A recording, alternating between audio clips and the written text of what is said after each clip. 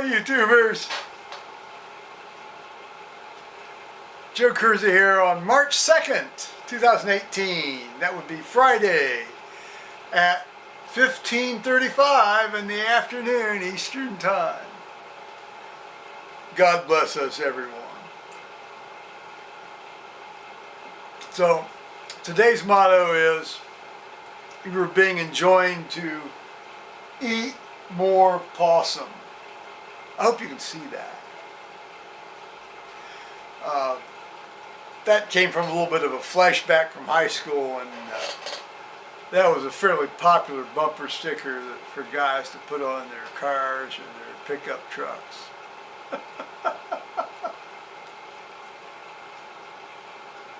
I've never eaten possum. I've never eaten groundhog. There were some people in our area that did, and raccoons too. I don't, with all the diseases that some of these these animals carry, I don't know how to do that. But eating squirrel, eating rabbit, you chop it up enough, it all tastes like chicken. Well, it doesn't taste like chicken, but you know what I mean. It's like I don't mind eating stuff, but I sometimes don't like to actually know what it is. And I'm certainly not going to eat any visible eyeballs. How'd we get off on that one? Well, today I cut my hair. I used the number 4 trimmers, you know.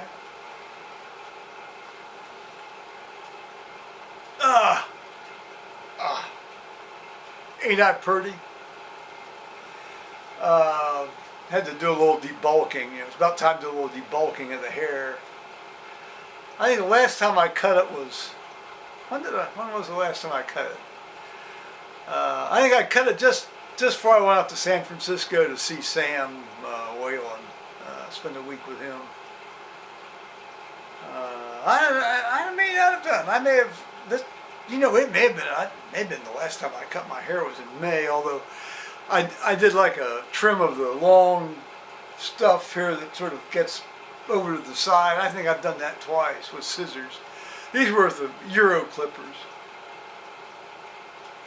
Man, they buzz. They're really loud when they buzz. I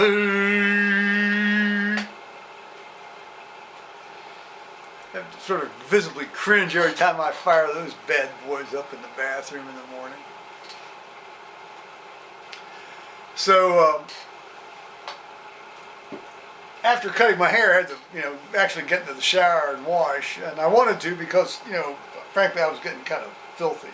And, but I wanted to also change my dressings, Now this is just another fresh Band-Aid on this little area. It's about a 3/4 centimeter by 3/4 centimeter avulsion flap here. But this one's covering up actually 2 areas. One's about another 3/4 centimeter by 3/4 centimeter avulsed area. But here's like the 1 inch, 1.5 inch, 1 inch by 1.5 inch avulsive flap. And I had to get in the shower and actually kind of wash the Band-Aid off with the shower. And I didn't want to pull the thing off because I didn't want to disturb the flap. I'm trying to keep whatever the dead skin flap in place is. And I've got a nice little granulating, bed of granulation tissue here, but it's going to take a full 4 to 6 weeks for this thing to granulate in and to re-epithelialize more accurately. There's a fair amount of, it's like serosanguinous drainage onto these Band-Aids, but this has done a proper job of it. Wow, it looks just like a real doctor did. Eat more possum. So while I'm cutting my hair and I'm doing things, and I always like to settle in for the how should we say, reading an article in The Economist in the morning. You all know what that means. And, every article in The Economist is written perfectly for just the length of the average bowel movement. Although I'll tell you, the intellectual content of such an article is far higher than you would find, say, in Newsweek, U.S. News and World Report, People Magazine, USA Today, or whatever. Yeah, they're all worshiping at the great god carbon dioxide, but they all do now, basically. And of course, being The Economist, being from the UK, they're absolutely horribly anti-firearms. They don't want anybody in the world to have a firearm to actually defend themselves or stand up against a tyrannical government. 2 words, guys. Written Constitution. Written Constitution.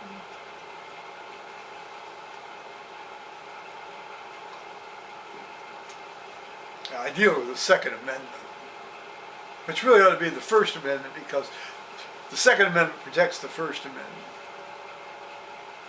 Okay. Now, so while I was doing this, I got a ding. There's a text message. Ding. Well, it was from a woman in church who, God bless her, she's getting increasingly demented. And she said, text me, from now on, text me people that need to be added to the prayer list. She says, I can't find my computer. So I got thinking, does that mean she fell down and can't get around? Does that mean that her husband took her computer away from her? Which seems unlikely, because she wouldn't, she didn't like to get emails anyway, even before this. And she used to call me, and I always got a kick out of it when she called me, because it was always kind of like, where are we going to go into the ozone today? So I suppose, if the worst she's going to do to me now is text bomb me from time to time. Text bomb me from time to time. I would be grateful. I hope, it's sad that she's getting this way, but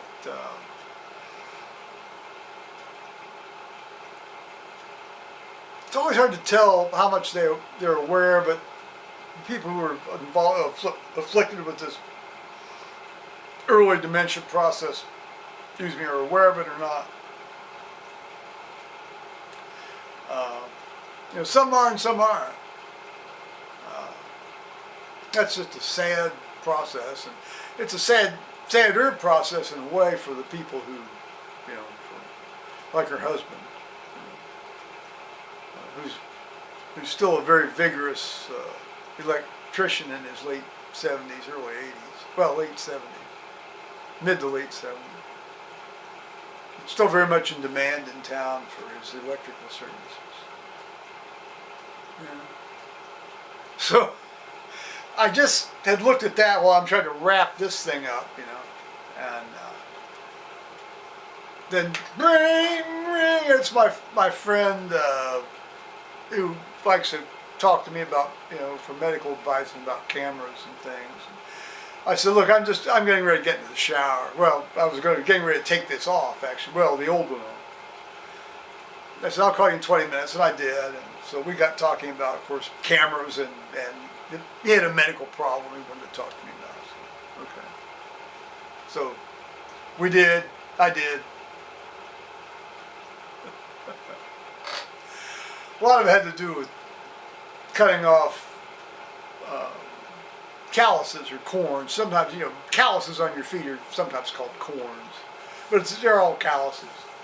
And I use, I'll show you what I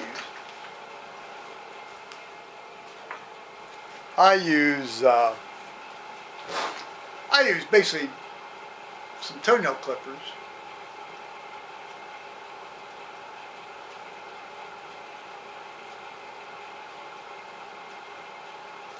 There used to be a spring here, but it broke off.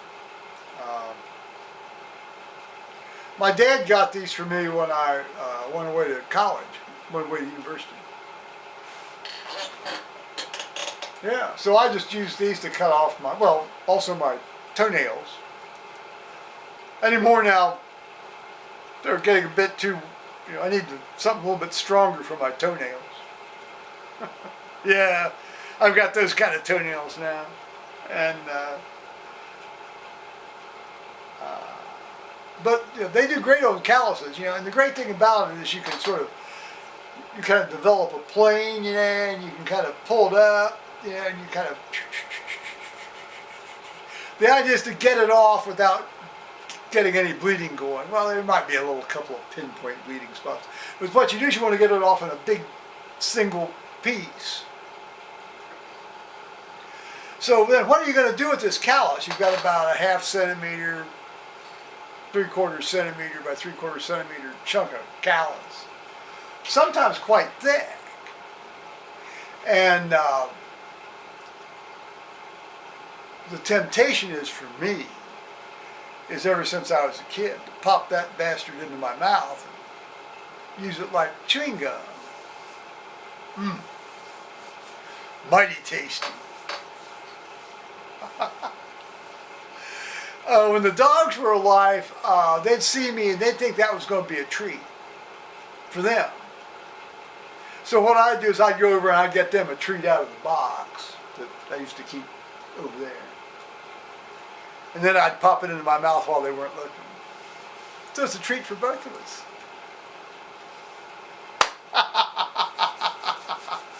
I don't think my friend Mike's going to do that. That's not really his thing. So I think on that note I'm going to say bye-bye, YouTubers.